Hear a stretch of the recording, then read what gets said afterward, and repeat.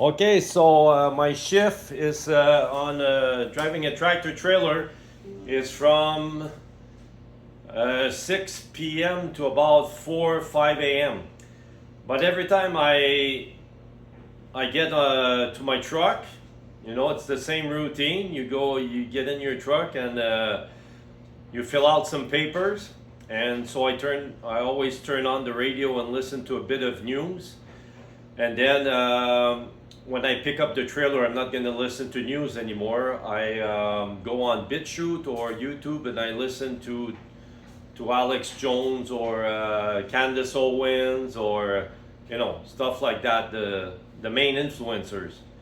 But anyway, yesterday I get into my truck and there's this. I hear this fight about .08 and .05 alcohol in Canada. Now, I don't want to get into trouble, guys. Um, don't drive drunk. Driving when you're drunk is bad. Don't drink. Okay? So, like that, I'm not going to get in trouble. But here's what I want to explain. When I was young, and like I said, I got a friend on here, his name is Tony Piccolo, and he can tell you that, or you can ask anybody who lived in Quebec who's the same age of me.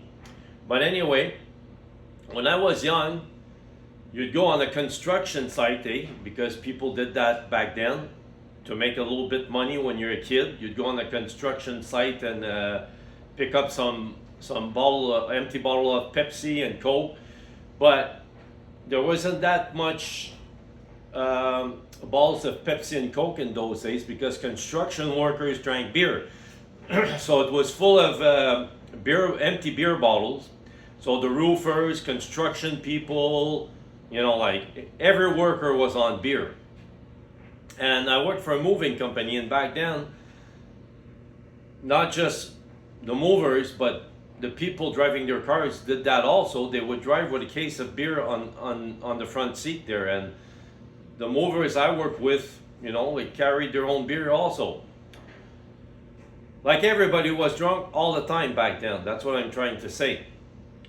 And the cars, they were very, very fast back then. Like I said, I had the Duster with a 6-cylinder, and my maximum speed with the pedal to the floor I could get is 110 miles an hour.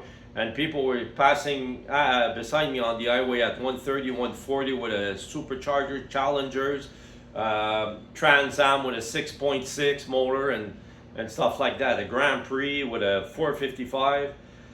So everybody was drunk.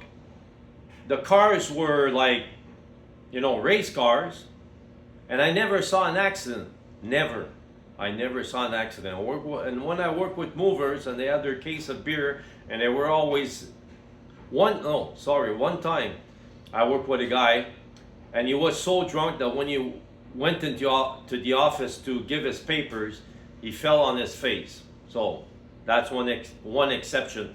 But what I'm trying to say is that maybe it's not the alcohol, maybe it's the people who can't drive, or maybe if you never drink and you drink, then you're dangerous. I don't know what it is. But it was like that back then. And I never saw an accident. Over and out.